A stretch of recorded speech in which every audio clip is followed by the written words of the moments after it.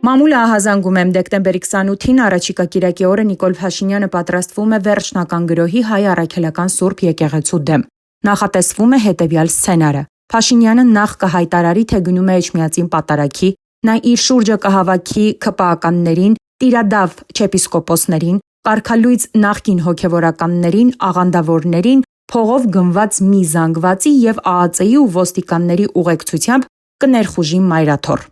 Օտարի սցենարով առաջնորդվող Փաշինյանն ու նրա փոքրիկ խմբակը կպահանջեն ամենայն հայոց կաթողիկոսից հեռանալ վեհարանից, սակայն մամուլը այլ տեղեկություններ է նաև շրջանառում, որ Փաշինյանը կարող է հրահանգել ուժայիններին կալանավորել ամենայն հայոց կաթողիկոսին։ Դրան հասնելու համար գուցե տարբեր պատրվակներով նախապես ձերբակալվեն վեհափառի հավատարիմ հոգևորականները։ Այսինքն փորձ կարվի անել այն, ինչը տեղի ունեցավ դիվանապետ Արշակ arczepiskopos Խաչատրյանի դեպքում։ Թշնամական երկրների շահերի սպասարկու ԿՊԱ-ական իշխանության նրա ղեկավար Նիկոլ Փաշինյանի բոլոր սցենարները հօդս կցնդեն միայն մեկ դեպքում, եթե հայ առաքելական Սուրբ եկեղեցու թիկունքին ամուր կանգնած լինի հայ ժողովուրդը։